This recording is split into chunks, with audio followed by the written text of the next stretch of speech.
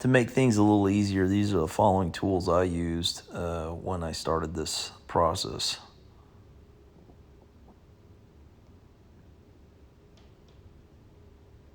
This is a rear tail light set from Moto Dynamics, along with a tidy tail to get rid of the back fender on the ZH2. And I couldn't really find an installation for it, so I'm going to go through this and see how it goes. So with the seats removed, basically you work around the edges and you come back. The first thing I started with was the rear fender light set, and finished up with the tail light set, and then went to the sides. So I start with the 3 bolts that hold on the silver piece that's got the green decal on it. There's 2 silver ones and there's a black one on the top, kind of pointing at the black one there. And then there's the one on top, and then there's one down there that you have to remove. I'm not sure if you have to remove these to get to the back. It was just the way I did it. If there's an easier way, you probably can just remove the plastic retaining pin that's up at the top. Once I get through the screws here, you can kind of sort of see.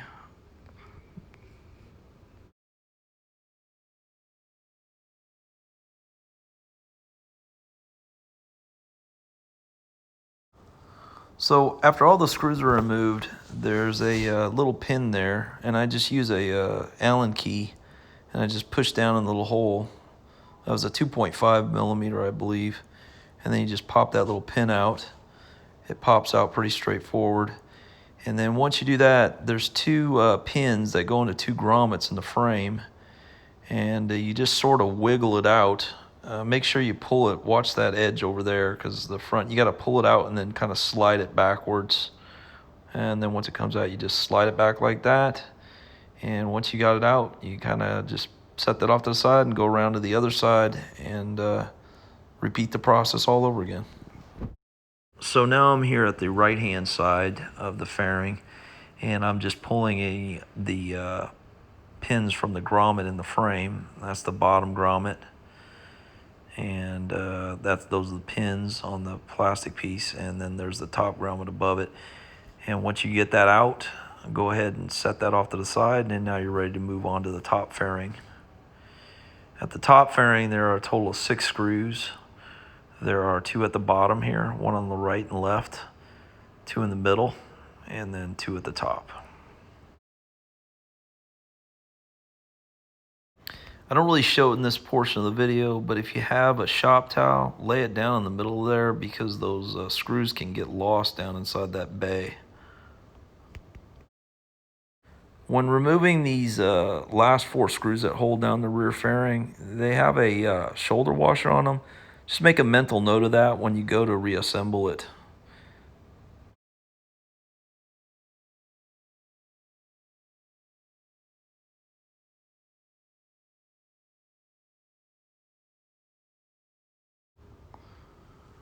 With all 4 screws removed, basically the back fairing piece just lifts straight off. There's nothing really holding it other than the screws. That's really it.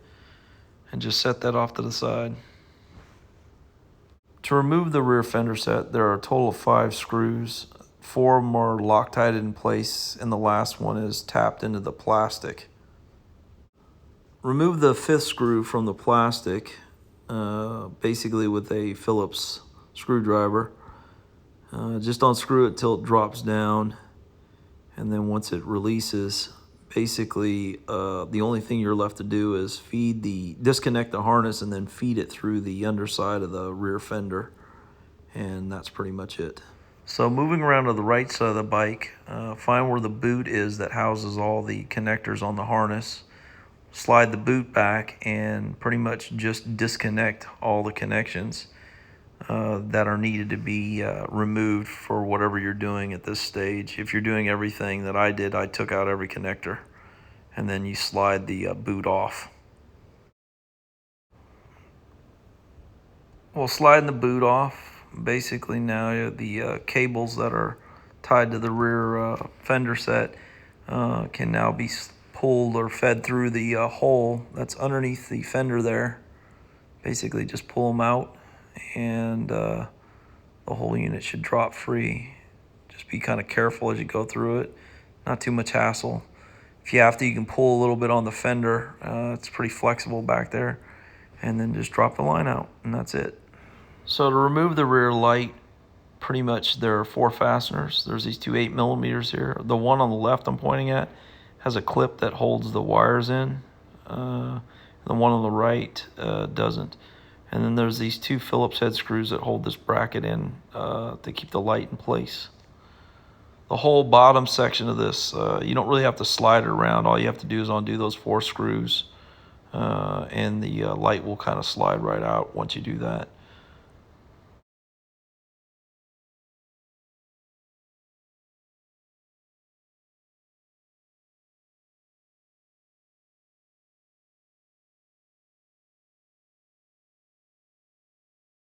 So with the last 2 screws removed and the harness disconnected, just give a tug on that plastic fender, wiggle it out, and it should come right out of place.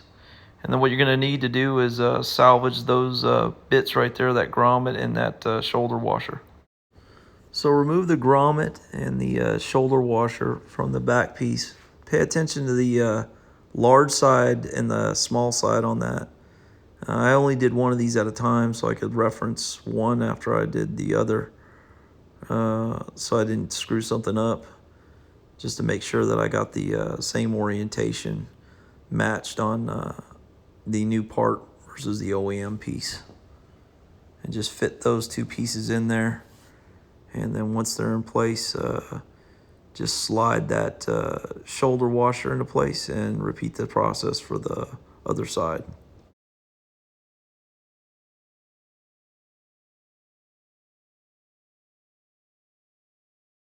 So at this stage, I already had it wired up. I did that at the bench, and basically I'm just sliding the unit back into place, just like the stock part was, and feeding the wire in there.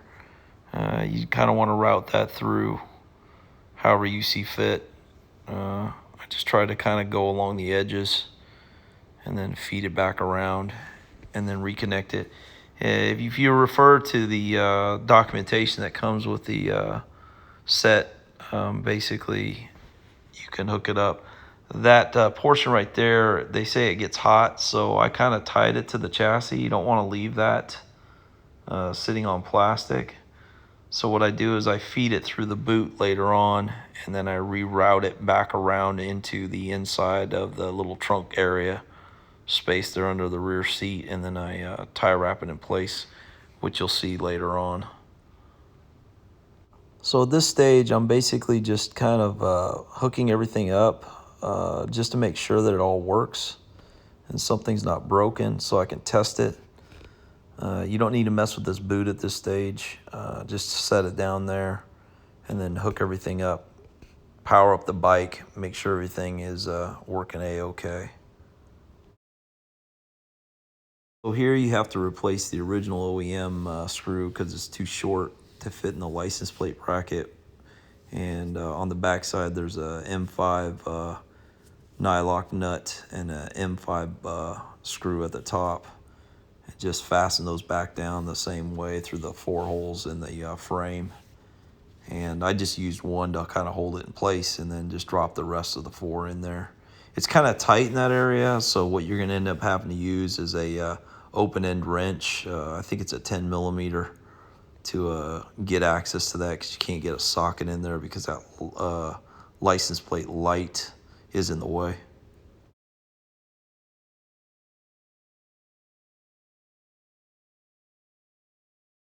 So here I'm replacing the bracket that holds the light into place with the 2 Phillips head screws. Just secure those down tightly, and then you should be good to go on to the next stage.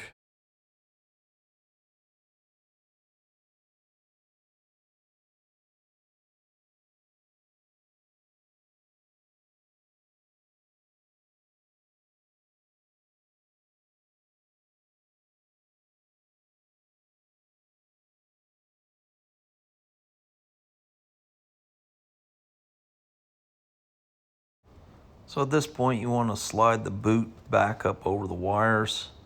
Just feed them through as so, and repeat the process for all the wires. It's a little tight, and then once you get them all in there, you want to just kind of tuck them down inside that little channel alongside the frame.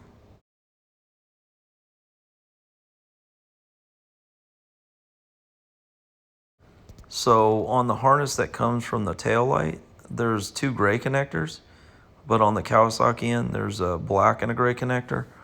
And the gray connection I'm hooking up right there is the blue line, and that is for your right turn signal. And the remaining one on the Kawasaki end is black, and it's for your left turn signal.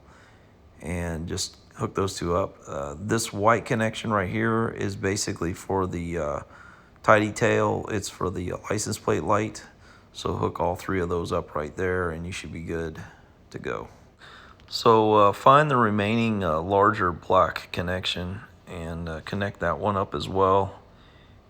And then slide everything in the boot and start tucking stuff away as needed.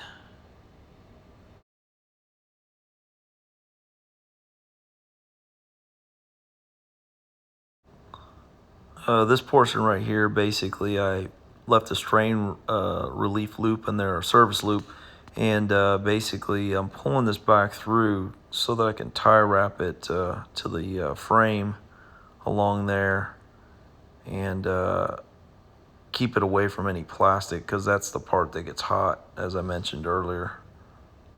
So pretty much I've tie wrapped this onto the frame and kind of tucked it away down in there, and just gave it a little service loop in there just in case, so it didn't put too much strain on the line.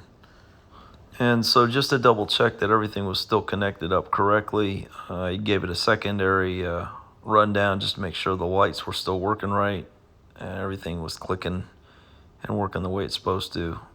Checking the turn signals and making sure the hazard light works. Everything seems like it's working just fine.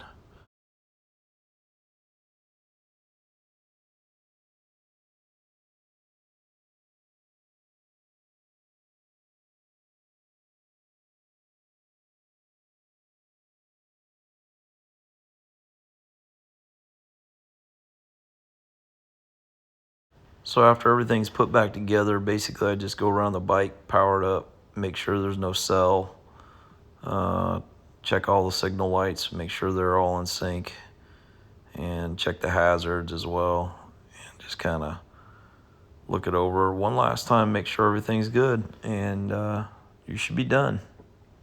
Thanks for watching.